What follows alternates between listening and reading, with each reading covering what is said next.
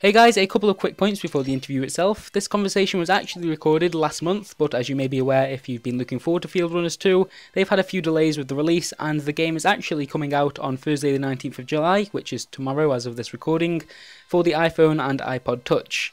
And I should mention that the gameplay footage that you can see in the background was being played on an iPhone 3GS, which doesn't have that nice, pretty retina display of newer models. That's enough of that, here's the interview.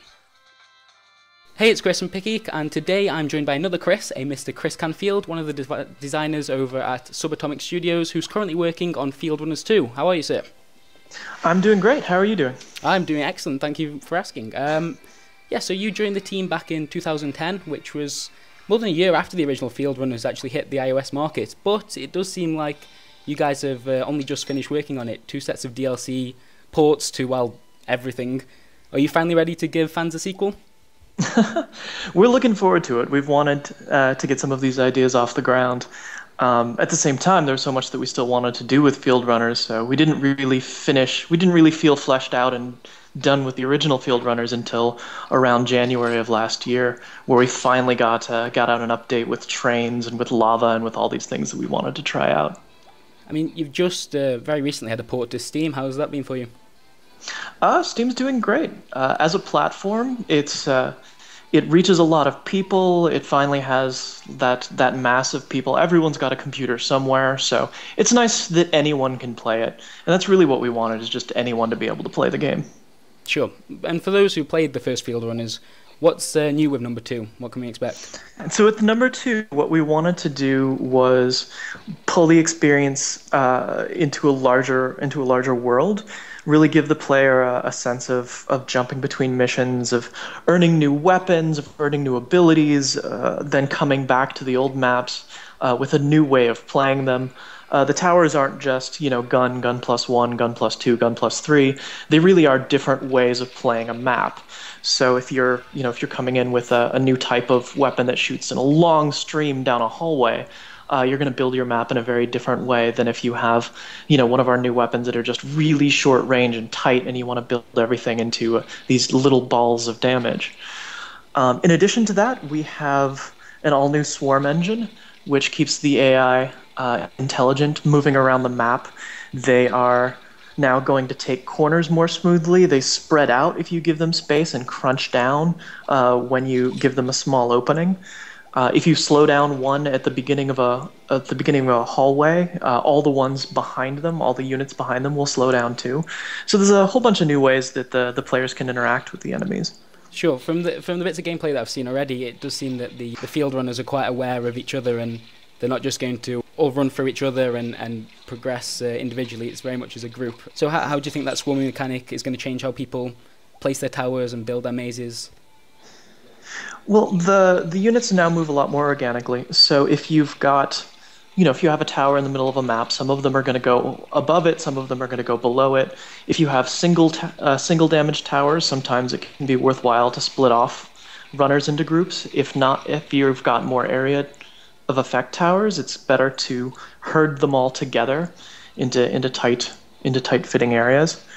And I should say to your last point that this is an entirely new engine. This is entirely from the ground up. So the swarming engine is part of, for example, the engine that allows us to have units on different levels, have units that are going upstairs and downstairs, that are on their own platforms in the world, that are all behaving independently and intelligently, rather than just following one drawn line on the graph. So would you say that this sequel is Fieldrunners with more stuff, or do you think players are going to see this as more of a progression for the series? Well, I really hope people see it as more of a progression for the series. It's, we have put in a tremendous amount of new content, but the engine is new from the ground up. The way that you interact with the characters is very different. We have the world and your sense of towers that you're earning, the items that you earn, the money that you earn. We're kind of wrapping all that we've learned in the past few years of iPhone and casual, and how to make a casual game that's also hardcore, and how to make a game that'll get people addicted and want to play and replay, and wrapping that all together in a new game. Sure. You mentioned the world map there in particular, that kind of story mode. Can you just to explain that a little bit, how it's creates a different experience in the first game?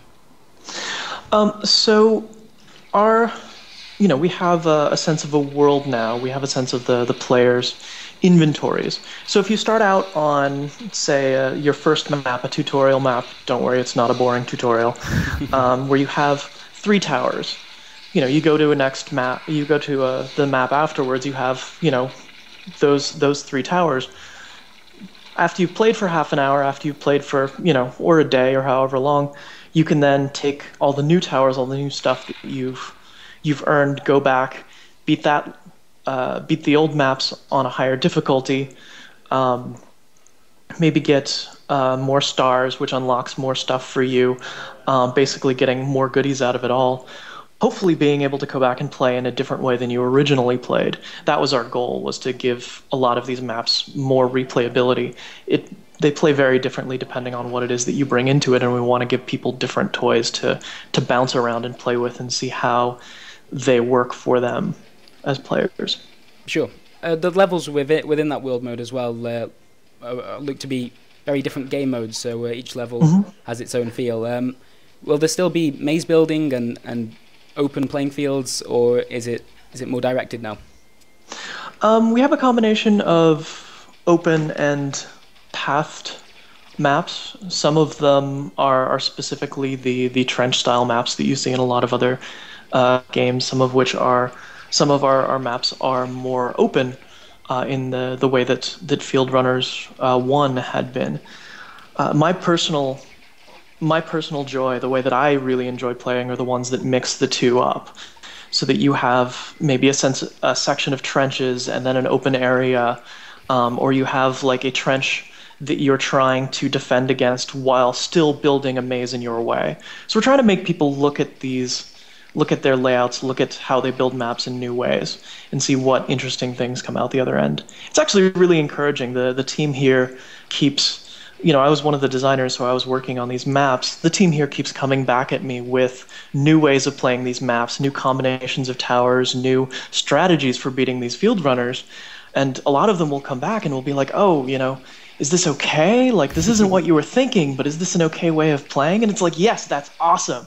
You figured out something really cool. You had a grand time with it. I heard you guys laughing in the other room. This is exactly what we want. It's not what I could have predicted. It's not what any of us could have planned for, but you just came up with an awesome, effective strategy, and you had a great time with it. And that's the kind of creativity that I want to give to our players. Okay, speaking of that theme in particular, in the original Fieldrunners, I don't know how much you anticipated this or not, but to get the really big scores, you often needed to make use of a trick called juggling, which uses the fact that the enemy will change their path if a shorter route presents itself. And so if you sell a tower to create a new route and then replace it before the units could get through, you could almost keep the enemy trapped within your maze. What does the Subatomic team think about juggling, and is that going to be possible in Fieldrunners 2? So I don't know if we have an official stance on juggling. It's not the most fun way to play, and that's something that we struggle with. It is people know how to use the engine. People are figuring out how to do this trick. But also it's just not the most fun. So we try to emphasize ways of playing that are more fun for the player. There is a score penalty, just like there was in Fieldrunners 1. So if you're going for the highest score, you probably don't want to be juggling too much, maybe a little bit just at the end, but you don't want that to be your main strategy. Sure. Also, one thing that we found is if you spread out this might be a little technical, but if you spread out when the units are coming in, suddenly juggling becomes a game of, you only have a very small area that you can juggle over. Spreading out our release times makes it harder to do that successfully. So you can juggle, but don't. It's not as fun. I think that's a good answer. And finally, although I have a suspicion you might not be able to give an exact date, do you have any further details on when the release of Fieldrunners 2 might be? Last we heard, I think, was early July. Yep, early July is still the plan. I can't give you an exact date because they're actually putting the finishing touches on Fieldrunners 2 in the room just next to me. I don't know if you can hear them arguing over features and polish and fun things like that. But I can assure you it is almost done, and we are basically going to be in this office until it is done. So we're going to get it out to you as soon as we can. Brilliant. Well, Chris Canfield, thank you very much for your time. It's been a pleasure. Do you want to plug anything before you go? Where should people go if they want to keep up to date with all the Fieldrunners 2 news? If you search for Fieldrunners on Twitter, we have our main guy, Alex, tries to keep everybody updated as much as possible on there. So just check us out on Twitter, and we'll keep you to date. Thank you. All right. Thank you very much, man.